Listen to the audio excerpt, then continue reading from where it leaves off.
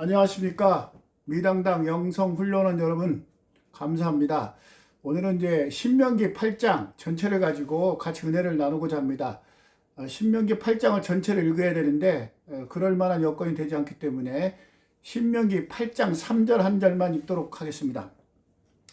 너를 낮추시며 너를 줄이게 하시며 또 너도 알지 못하며 내 조상들도 알지 못하는 만나를 내게 먹이신 것은 사람이 떡으로만 사는 것이 아니요 여호와의 입에서 나오는 모든 말씀으로 사는 줄을 내가 알게 하심이라. 아멘. 민수기 신명기 8장 3절 말씀인데요. 맥코빌과 같은 구약자들은 신명기 8장을 사람이 얼마나 하나님을 의지해야 되는지를 아주 분명하게 보여주는 그런 위대한 선언문이라고 말하고 있습니다.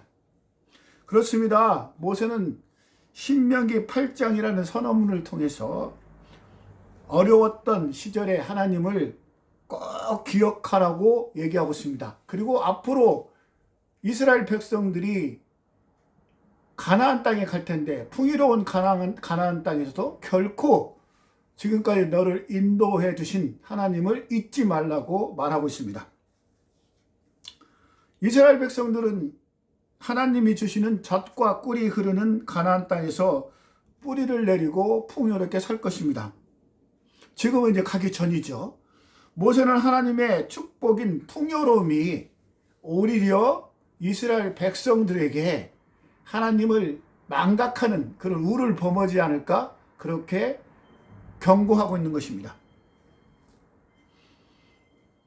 그래서 모세는 이스라엘 백성들이 망각의 위협, 진짜 잊는다는 것은, 잊어버린다는 것은요 엄청나게 큰 재앙이거든요.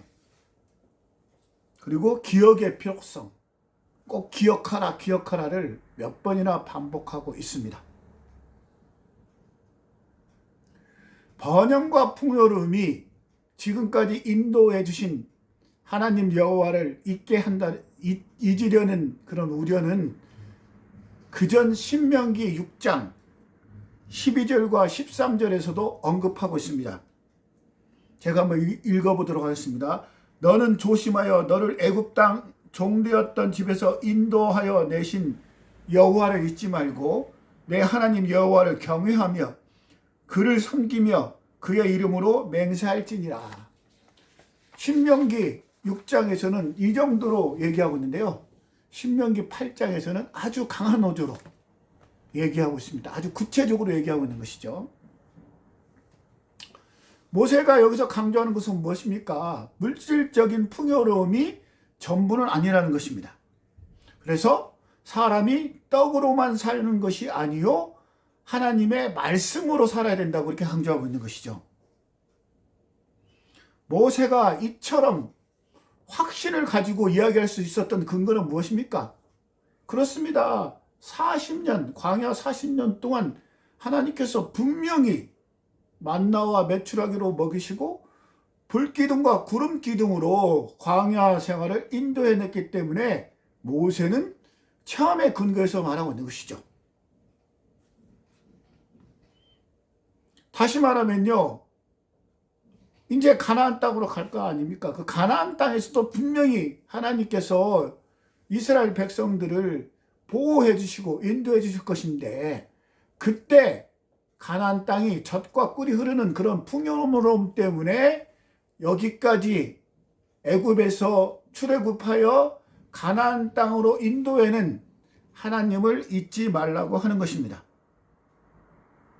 그러니까 모세가 이렇게 얘기하는 것은 의무나 책무가 아니라 당연하게 하나님의 은혜를 생각하면 이스라엘 백성들이 저절로 그렇게 하나님을 잊지 말고 순종해야 되는 것을 나타내고 있다는 것입니다.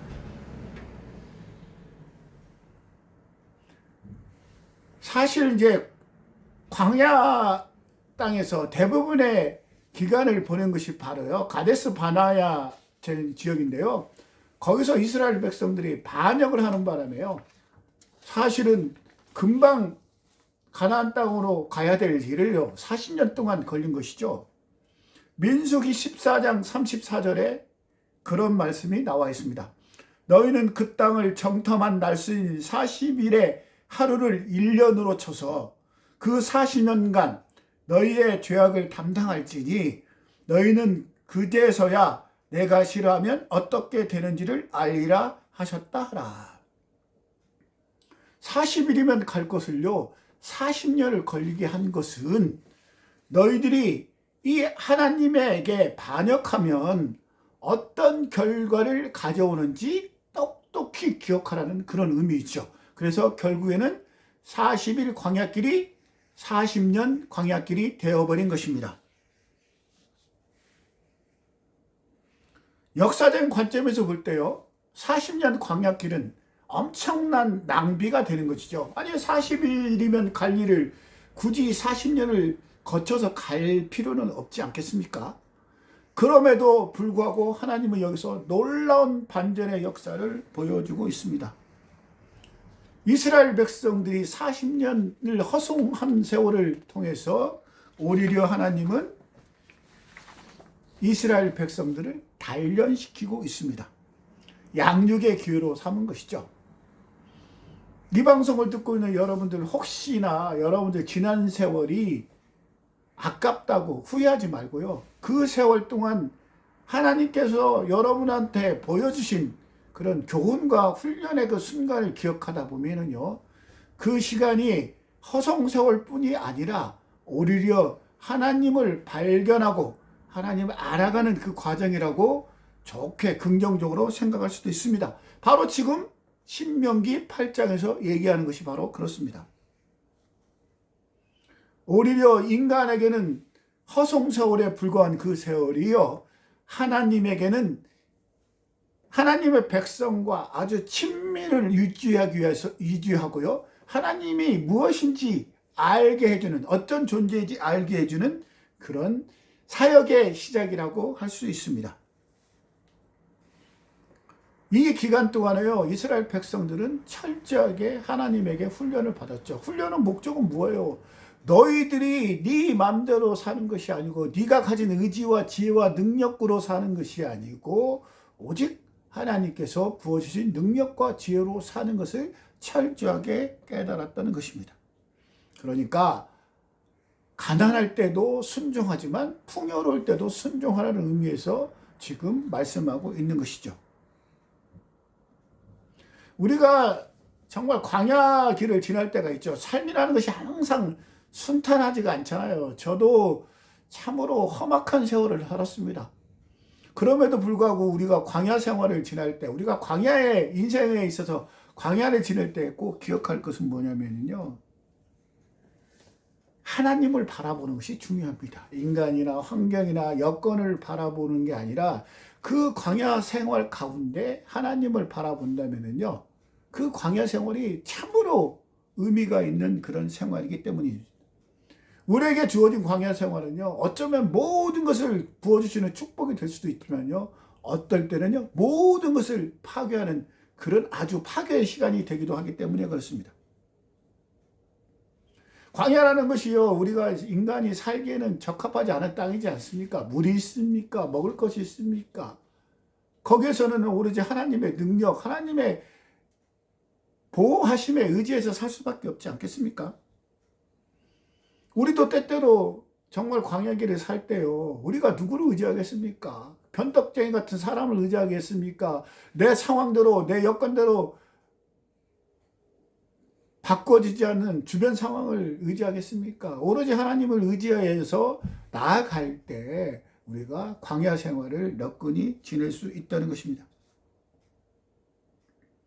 그래서 신명기 8장 18절은 이렇게 얘기하고 있습니다.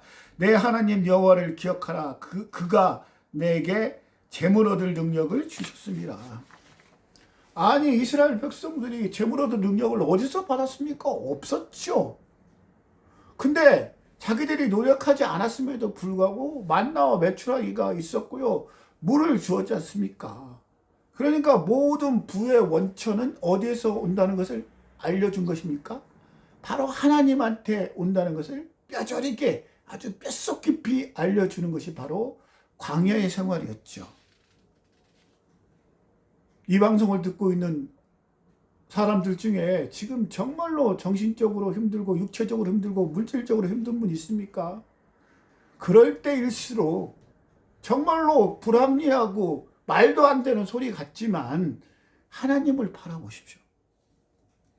우리의 모든 능력, 즉 살아가고 성공하고 어려움을 이겨낼 수 있는 모든 힘의 근원이 어디에서 나온다고요? 하나님께로 오는 것입니다.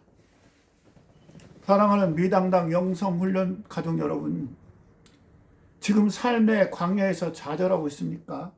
아니면 풍요 속에서 혹시 하나님을 잊어버리고 있습니까? 옛날에는 찢어지게 가난했는데요, 지금은 물질이 펑펑 쏟아져서 뭐 배치 타고 지금 뭐 그러고 볼보 타고 놀고 흥청망청하고 있습니까? 오늘 말씀을 통해서요, 우리의 참된 당당함, 우리가 정말 세상에서 미치도록 당당하고 살고 싶어 하잖아요. 그 참된 당당함의 근원은 오직 하나님께로부터 나온다는 것을 꼭 명심하셨으면 좋겠습니다. 그렇습니다. 우리의 연약함과 교만함을 모두 내려놓고 오직 하나님의 말씀과 은혜를 붙잡을 때 주님께서 친히 우리를 붙들어 주실 것입니다.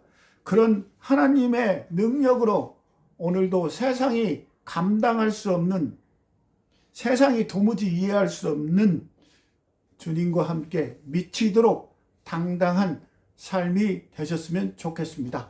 감사합니다. 샬롬.